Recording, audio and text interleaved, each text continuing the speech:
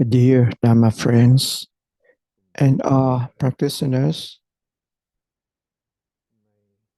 today is a Sunday, the 15th of February 2026. We are continuing with the impermanence topic.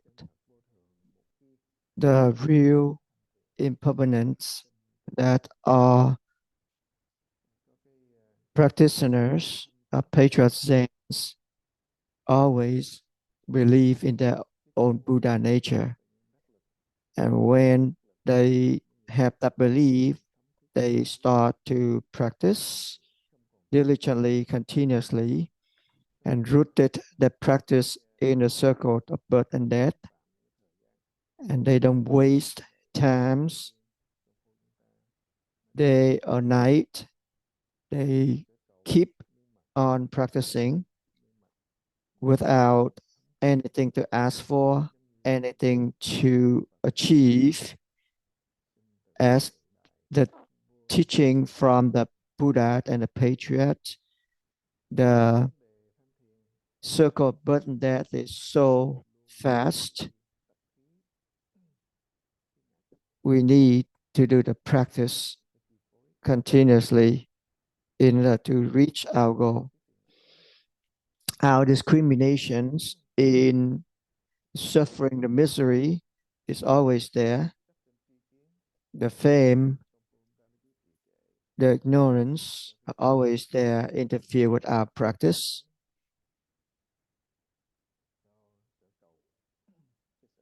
When we still have what to ask for, what to achieve, and what to fear of, that will create all those dualistic thinkings in the mind.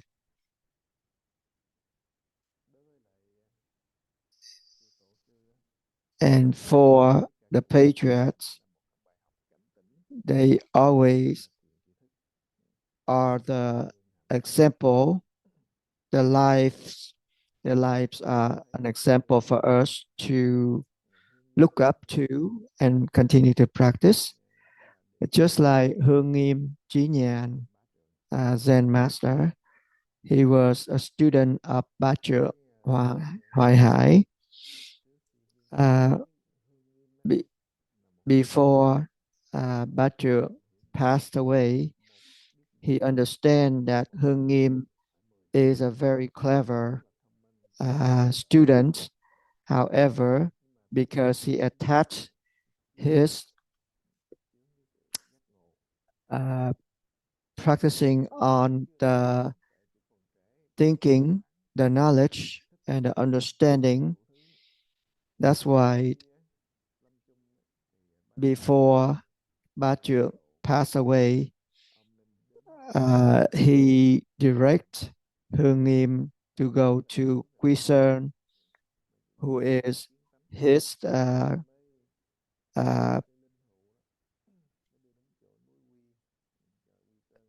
friends in the Ba Trượng temple. So Quy Sơn was also another enlightened student from Ba Trượng, and he has a temple in Quy Sơn mountain. That's why they call him Quy Sơn Zen master. So when Ba Trượng passed away, Hương Nghiêm listened to his teacher and went to Quy Sơn to learn the way to practice. And Quy Sơn also listened to his teacher to help Hương Nghiêm to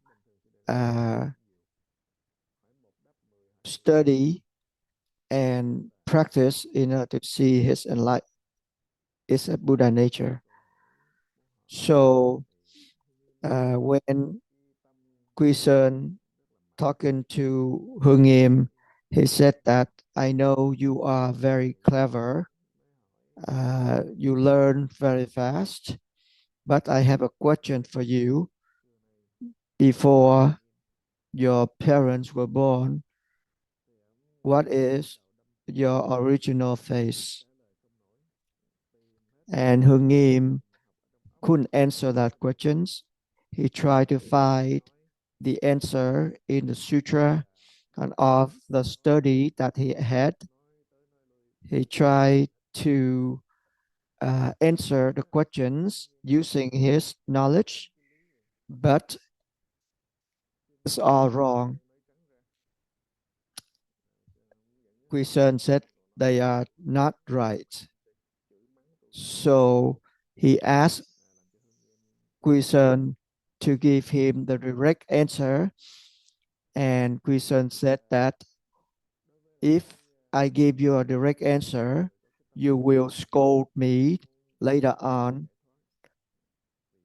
So Hương Nghiêm, with the um, the means from Quy Sơn like that, he couldn't bear that embarrassment.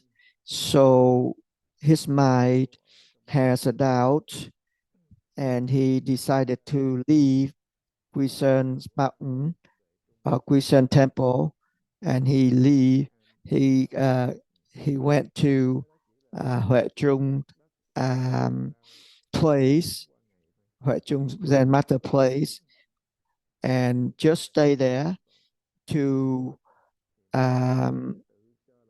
do the farm work and continue to practice.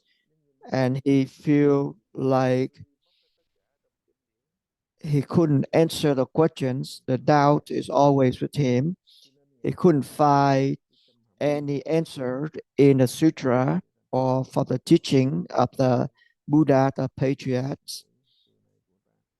And there's one day when he doing his farm work and he listen, he's still doing that, thinking about that question before the parents were born, who was my original face. And one day when he working at the farm, and he pick up a piece of rock and he throw it away, and that rock hit a bamboo tree, make a sound, a loud sound, and based on that loud sound, Hương Nghiêm got enlightenment at that moment. And when he got enlightenment, he bowed down and faced to the directions of where Quy Sơn temple was, and said that I am thankful for my master, not because his teaching, he's not telling me the direct answer. So he make a poem and sent to Quy Sơn, and Quy Sơn and Ngưỡng Sơn are the two teacher and students who start the Quy Ngưỡng methods. And he sent Ngưỡng Sơn to Hương Nghiêm, and Ngưỡng Sơn, when he went to Hương Nghiêm place, he asked him to make another poem so I can see if you get enlightenment already or not. So Hương Nghiêm make another poem. Uh, Before I was poor, but I still have a place to live. Now I'm really poor. I have nothing uh, to hold on to. So Ngưỡng Sơn told him that if it's a enlightenment from the Buddha, I will give you that. But the enlightenment from the patriarchs, you still need a little bit more. So he gave him another poem. I had something. When you see it, if you don't get enlightenment, you are not a monk. And based on that, the uh, Ngưỡng Sơn told him that congratulations, you have already completely enlightened. Another story that is a story of um,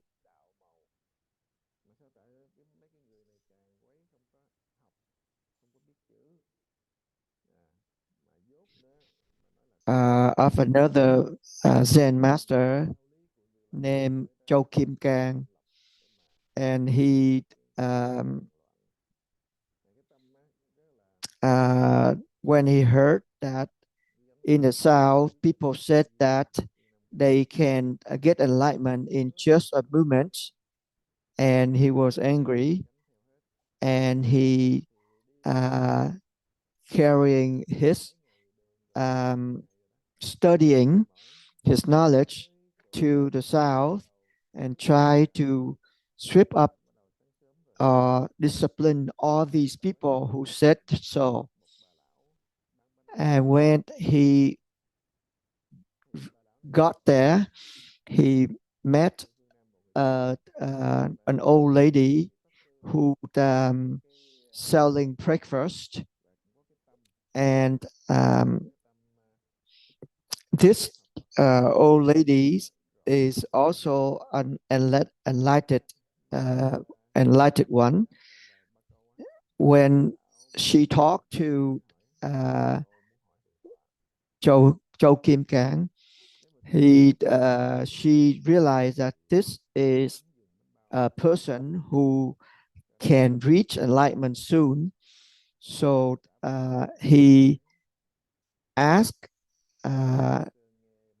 Đức Sơn, Châu Kim Cang, that I have a questions. If you can answer my questions, I will give uh, the breakfast for you for free. So she knew that Đức Sơn, Châu Kim Cang, knew a lot about the Diamond Sutra. So she used a verse in the Diamond Sutra to ask him.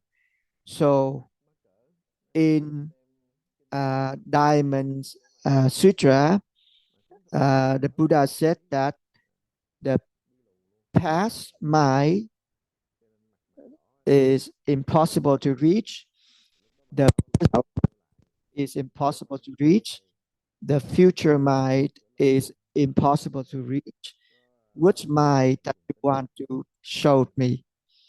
So with that, Châu Kim Cang was embarrassed because he wanted to bring that Diamond Sutra to the South in order to sweep up and discipline all those people in the South who said that they can get enlightenment in just one movement. So he asked the ladies how to find a place to get those studying.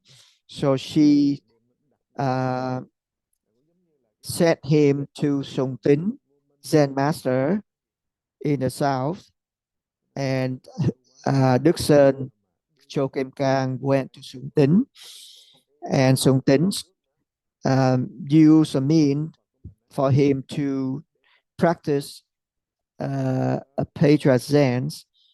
And there was a really dark night when Cho Kim Cang went to Trung Tính to ask about his practice, and Sung Tính gave him a candlelight, and when Cho Kim Cang took the candlelight, he blowed out the candlelight, and Cho Kim Cang got enlightenment at that moment. So after his enlightenment, he's get all those explanations of the Diamond Sutra and burn them off, because he realized those are just the knowledge, it's not the real experience of what the Buddha taught us. So that is one of the koan from Đức Sơn. And there's another koan from Đức Sơn when he, after his enlightenment, he started his sessions to teach all his disciple. He started the session by saying that there's no question today. Anyone came out and asked questions, come out and ask questions, I will hit them 100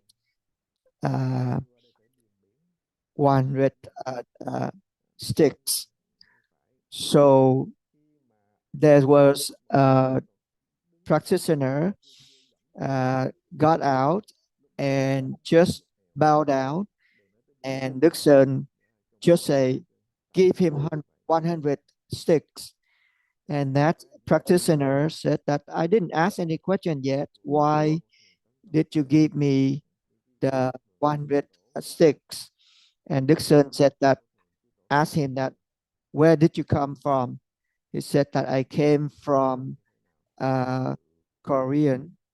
So Cho Kim Cang said that before you came here, you stepped out to the boat to come here, you already need 100 sticks. And that's the koan from Cho Kim Cang. Now, if you have any questions or want to ask, to share your own experience in practice, go ahead and speak up.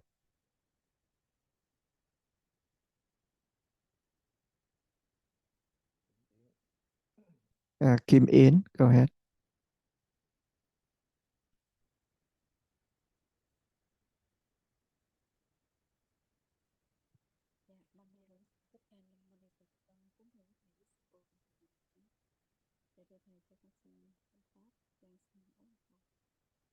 I'd like to ask a question. Through those Dhamma talk and the previous Dhamma talk, when you talk about the studying from the previous patriots, it's really difficult in order to get the practice. And for us today, our study still, we are too easy to get the practice, and our practice is not really a real practice yet. And our practice is still not the same as the practice from our patriarchs. When I listen to uh, all the stories that you gave us, or the koan you gave us about the patriarchs, and I feel really ashamed of myself. And when I uh, asking questions, I still have something to ask for, and I still not. Um, um, I don't have the words to explain this feeling. However, I feel like I'm not really um, have anything really good in my uh, practice in order to uh, talk about it. Uh, could you please give me some more words of encouragement so I can continue to practice?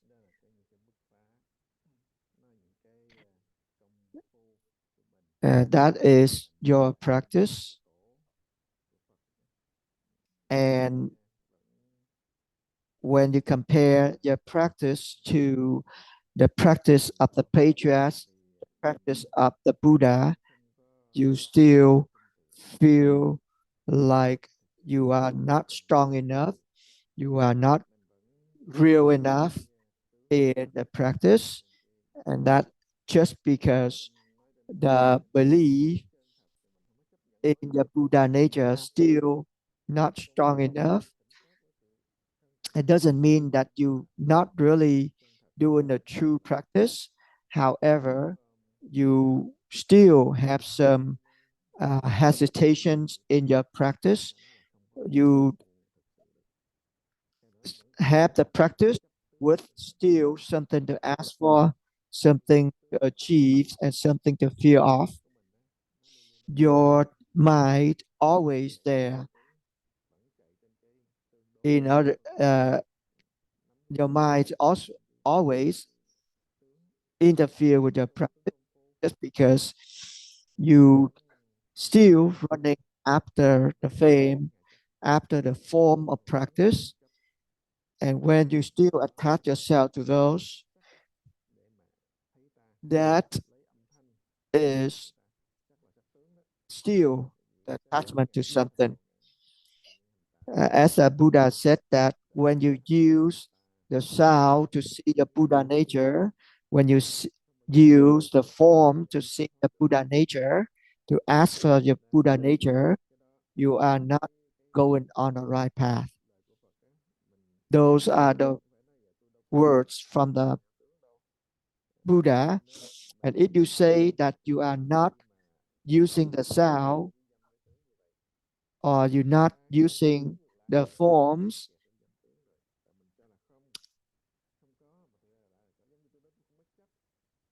when you said so, you already attach yourself to that mental abstracts of your mind. When you say that you attach yourself from everything already, which means you already have a mental abstracts in your mind in order to detach yourself from. When you're doing the practice, the true practice is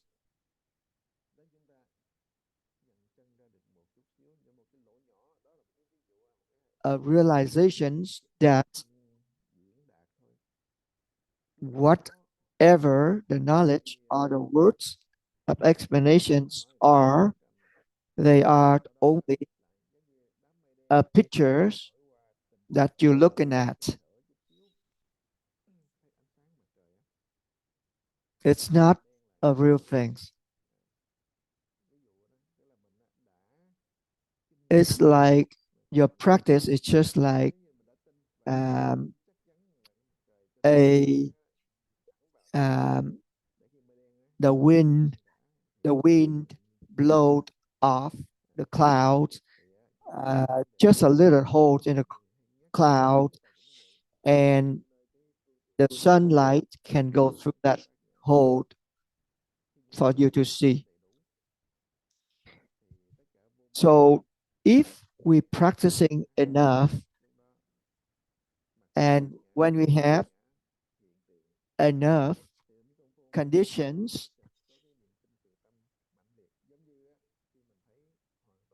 our clouds of ignorance will disappear, and the light of the sun will be the Buddha nature that we had already there. It's just like a person who had an eye disease. When they take medications, the medication will help them to cure their eyes disease. When you still have the disease in the eyes, your eyes are dazzled and you see sparkles in the air. And when you still have that disease, you must take the medications in order to cure your own eyes. When you still have that disease, you still need to follow the prescription from the doctor.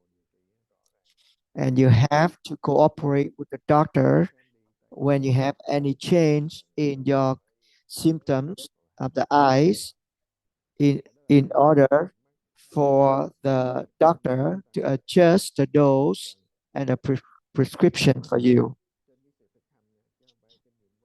So the same, when you do in the practice, when you start to achieve something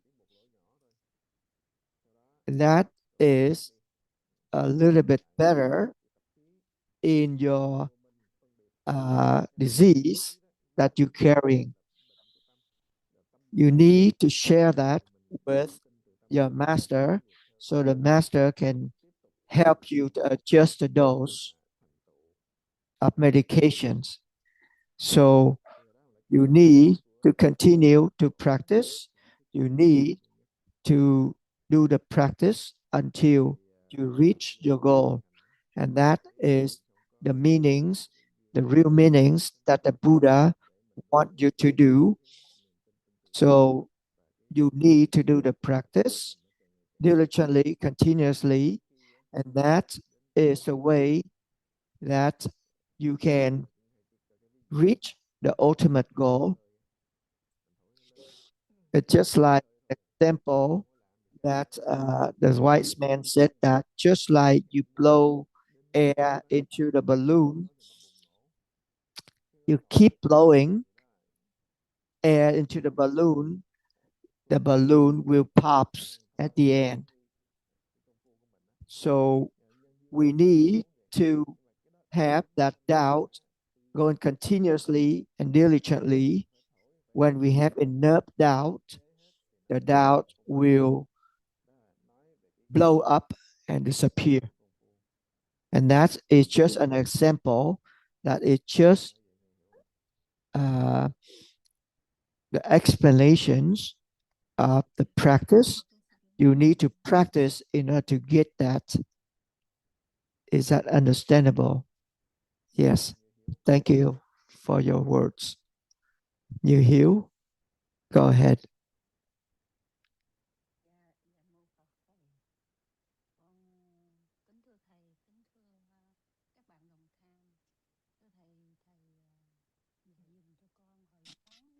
Please give me some encouragement. This morning at 4 p.m., when I'm practicing, I feel like the 40 minutes of sitting meditation is going so fast. I just close my eyes and I feel like the practice went so fast. Uh, I didn't do the practice continuously during the weekday.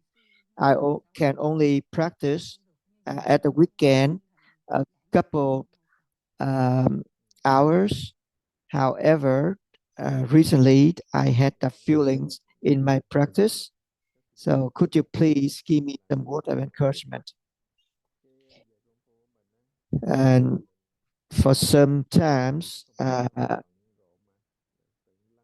when you were busy for the whole week, and at um, the weekend, when you have some times, and you will focus on your practice, and you feel your practice is going so fast, it's just because your mind was resting at that time, and all the thinkings was disappear for a while, and you feel like your practice going so fast. Just like when a people, they don't think about the times because they are happy about something, they feel like the time going so fast. But when you pay attention to times, uh, and the times feel like it's not going so so fast, and it prolong longer. Another uh, explanation is when you practicing in a uh, busy life, uh, uh, because of you practice uh,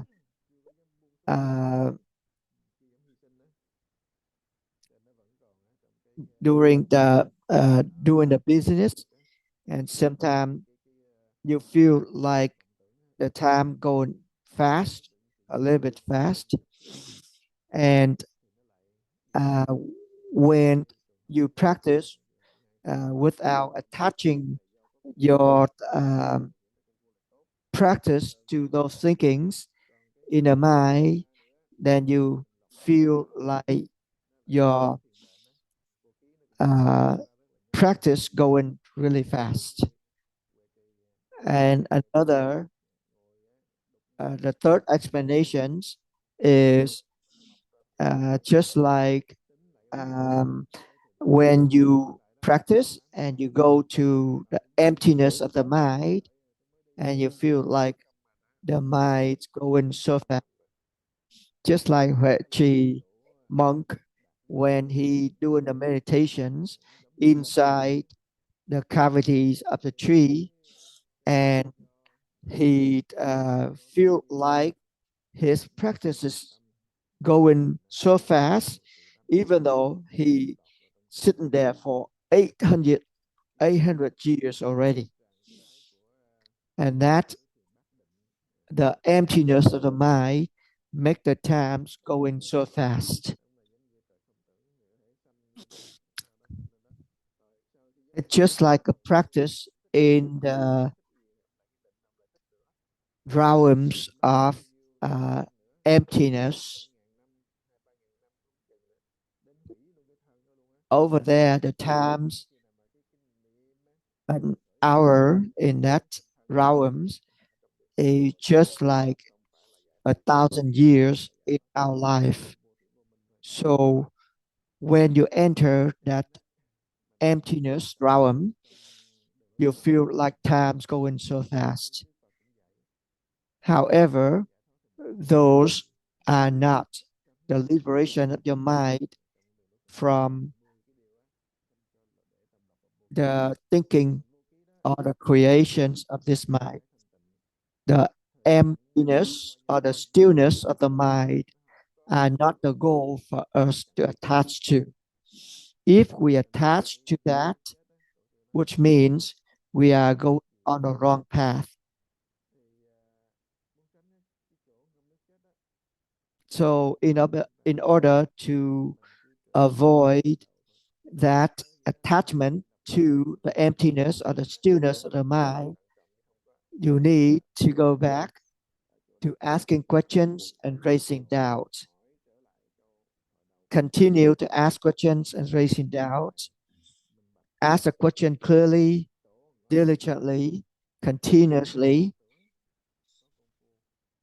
Don't attach yourself to those emptiness or stillness of the mind. The patriarch said that it's better to see your elusive creation of mind going on continuously without attaching to them, instead of attaching yourself to the stillness or emptiness of the mind. So that is explanations of your practice. When you realize that your practice is going so fast, it's not really really a true practice yet. You need to go back to asking questions and raising doubts. Only the doubt can sweep up all these realms in your mind for you. Don't be afraid of the elusive thing of the mind. Whatever thinking going on in your mind, don't be afraid. Let it go. Just go back to asking questions and raising doubt. Any sufferings, any misery going on during your practice, let them be. Go back to asking questions and raising doubt. Just like what Zen Master always taught us, always get back to asking questions and raising doubt. That the means for us to overcome all of these realms that you see to the practice. Is that understandable? Yes, thank you for your words.